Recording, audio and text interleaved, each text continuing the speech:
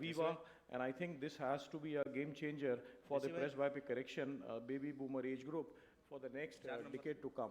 So now we have our own Dr. Partha Biswas talking on integrating and mastering ICL practice from cataract surgeon perspective. And I think this is very important because, investing in, fancy gadgets, ICL practice, I think, should be a good to go for all the cataract surgeons, hardly any equipment and, investment required. So all to you, Dr. Partha. Thank you very much, Sonu. And it's a pleasure to be talking about the ICL. And this is something because I believe in it, and I think it's something that definitely has to be in our armamentarium and in our practices. So can I have a quick show of hands about who are implanting ICLs? Right. So basically when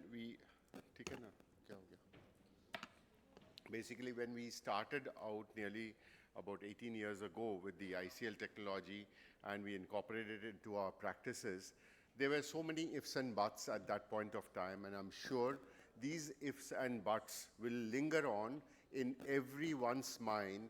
Every cataract surgeon who has a high volume, who is good at doing cataract surgery, but steps back from not doing an ICL because of doubts in the mind.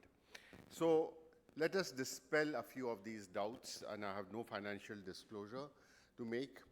Now, why I would want you to incorporate the ICL practice into your big volume cataract practice. Now, because of the excellent outcome of this particular lens, it is something that is becoming a demand from our patients. People do not want to wear thick glasses anymore or contact lenses, and they come in, which is a more popular aspect is a laser vision correction. But at times a laser vision correction patient cannot be done a laser vision correction, and it is not by choice that we tell them that you can go ahead for ICL or the laser vision correction. Now we have the technology with the development, and the benefits of ICL can be passed even though a patient is acceptable for laser vision correction. So it's a need of the hour to tell the patient you can get laser vision correction done and you can get the phakic IOL done. It is a technology, and the doctor's opinion and suggestion is important. The advice should come in, and let the patient get educated, let the patient decide, and let us all help to decide this. Because it's a very short learning curve. We have excellent support from the STAR team, and I'm really proud to say that whenever in doubt, whenever in trouble, we always call them, and they are there for us. The patient satisfaction is fantastic. Now let us look at a real-world scenario where how many cataract surgeons are practicing refractive surgery. And in Delhi, we took a little survey, and we found out approximately 200 cataract surgeons are doing refractive surgery. Could be more, or could be a little less either. In Karnataka, we also took an assessment, and it was in the range of 150. Whereas you are here in the city of joy, and in the eastern India, Bihar, Jharkhand, Odisha, West Bengal, and the Northeast all together have just about 120 high-volume cataract surgeons doing refractive surgery. So it's a failure on our part. We have been trying to propagate refractive surgery to all our colleagues, but we are progressing. And I think a part of the failure should also be borne by the wonderful STAR team. So let us work hand in hand, and let us propagate for the goodness of the patient what a patient can really be happy with. And it's not an expensive setup that can be done. And the equipment that we can have in our setup is already there. We have slit lamps, we have indirects, we have tonometers, we have gonio, retinoscope. All these equipment we have. The digital caliper is something that we might not have, which is not an expensive equipment. The topographer plays a very important role, and this is a must equipment. Now, if a topographer is not available to a small practice, we can definitely rely on a colleague's practice and get in touch and have the topography done at a colleague's place. So for a preoperative evaluation, all these equipment are important, and the specular is particularly important. IOL Master is an important tool.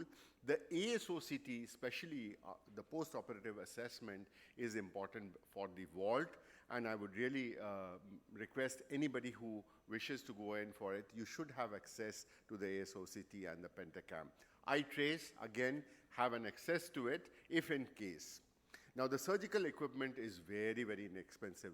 Thinking about what we have to spend for a laser vision correction and the ICL manipulators. These are excellent manipulators, but please stick to the manipulators that is advised by the star people, because they have their very subtle bends, the very subtle serrations, which are very atraumatic and can place the ICL in its proper place. So the lens loading and implantation has already been alluded to. I'm not going to talk about that. But what I'm going to tell you is how the patient selection should be. And 21 years to 30 years, and it's not 30 years anymore. You can go up to right up to 45 to 50 years also. And we have the technology of the EDOF, which I'm glad to say I also have implanted, and patient is doing well. We definitely need a larger series to understand how much we can stretch ourselves, and whether a mix and match is also important in these conditions. Astigmatism, we can go up to 6 diopters. The cornea and the ocular pathologies definitely need to be ruled out. Previous surgeries, definitely we need to see whether any previous surgeries are there, which would be contraindication. There could be other previous surgeries like CXL has been done and the patient is stable with topography stability, or the rings have been placed and the stability of the cone is good. So even in keratoconus with a long-term stability, we can definitely place the ICL. And normal intraocular pressure, the angles are open. Round pupil, clear lens is mandatory. And the ACD, this is a very, very important value, and we must not err on this. 2.8 should be 2.8 because there has to be a threshold, and let's keep it at 2.8. And the white to white has to be taken up. So it's important again now to think about the patient challenges and how to empower and educate our colleagues. The education about the EVO, ICL, and because this has been something that is well into the practices, it's important that we spend time and effort and help our colleagues to get on to the phakic IOL implantation and the surgery. The vault, the intraocular pressure, the pupillary block, angle closure glaucoma, pigment dispersion, anterior subcapsular cataract, all these are very, very important when we are thinking about it. Now, how to start your clinic, how to start an EVO ICL practice, something like we have to start, like when we talk about premium IOL, we need to educate our people, we need to educate our counselors, our optometrists, even our reception people who might get stray questions that what is an ICL, what does it do, is there any problem, will I have pain? So these are things that have to be educated to the entire level, right from the reception person to the optometrist, to the counselors, and of course, counseling is best and last, and the most effective is by the surgeon himself. So all these things will optimize the result. A good website and good material, handouts are some things that are very important. And it's important to have a patient who is a prospective patient, to have him or her read the literature, whatever available, even Google. And this literature must be read. The patient would understand some things, would be confused about the rest. And when the patient starts asking questions, you are at a better position to tell the patient that what benefit is going to be there after the surgery.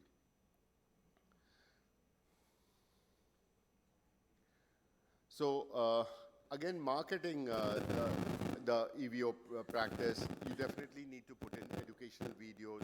Patient testimonials are some things that we have learned over quite some time that are very important, and patients believe patients. At times, two patients, one a prospective patient and the other a post-operative patient sitting side by side, they will inquire and there'll be an avid conversation that how did you feel? Was there pain? Are you seeing better? Have you read the website? You're not going to go blind, I'm sure. Things like that go on in the waiting room. So it's important to prime the patients of what you're already going to tell before the patient walks in to your chamber, so it becomes much easier for you to tell and educate about the technology. So all these are very important: talks, seminars, interviews, chat comments, the editorials, press release. And here, of course, I would tell that STAR also has to do its footwork and help us disseminate this knowledge into our patients. Because it's important that the patient must understand what they are going for. And at times, because it is a virgin eye, even our colleagues are a little set back on the thought that why deal with a virgin eye with a lens implantation and things like that. But those days are over, and because the technology is in such a status that we can really give to our patients the benefit, it's important. And the IVO ICL is definitely a proven technology, excellent, and it's something that it's very easy to incorporate into your cataract practices. Thank you very much for your patient listening.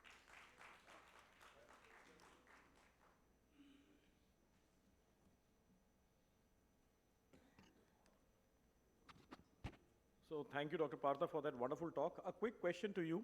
So do you think people who just practicing cataract and are new to refractive, is it not a good idea to set up an ICL clinic and, good to go with the ICL? I think your, talk just briefed about it.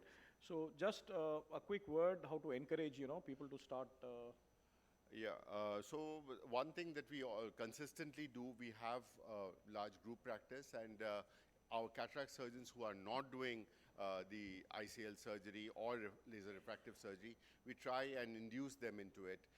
We help them with the procedure, we hold hands and supervise and help them to develop the practice. What is the truth is, the good practices of cataract might actually end up having just 1 or 2 refractive patients in a month. So it's very important to handhold them every month. It's not that, once a laser refractive or a phakic IOL is done and the patient is happy, surgeon is also happy, but every time, because the consistency would not be there in the smaller practices and somebody who's not doing large volumes of refractive. So it's very important that holding of hands, so that there should not be a trouble in the outcome. Otherwise, the patient, it's a setback for the patient, it's a setback for the surgeon as well. I think one more question to both of you. Now with the experience of ICL, and we are doing for our lower grades of refractive error also, do you think this is going to replace the laser vision correction in future? Sir, not replace, sir. I think we'll have it in our armamentarium, and we surgeons who will have to judiciously understand and place that laser vision correction or the phakic IOL into that particular refractive patient. Can I answer that? I mean, looking to the long-term outcomes of over 20 years with the Collamer lens and the Collamer material, we have seen that this material has been quite stable without any, complications and without any cataract. So I think dictum still what we are practicing is anything more than -8 goes to a phakic lens, and anything on the low diopters and definitely where you have a cylinder less than 1 could be a better option on the lenticule or the refractive platform. But for people who are, inhibitant or they have a resistance to investments, for young, people and who are good in cataract surgeries, it's a good idea for them to start their refractive practice for even low diopters of ICL, because we have seen that the only thing is the sizing, and I think with the limited tools that we have for cataract is good enough for them to start their refractive practice.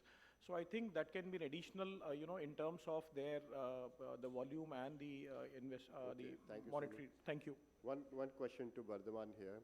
We have a patient, let's presume -3, and not, suitable for a LASIK flap related or a lenticule-based surgery. Would you prefer doing PRK or ICL in that patient? You have two options now, either PRK surface or a ICL. Hello. Yeah. So I think this is quite a gray zone or borderline kind of patient. In fact, in such patients, it also depends on how thin is the cornea. Like if the cornea is going to be definitely at about 5 less than Cornea is 490, 470. 470, then I think my choice will be ICL as the first option for this patient. Okay, thank you. Yes,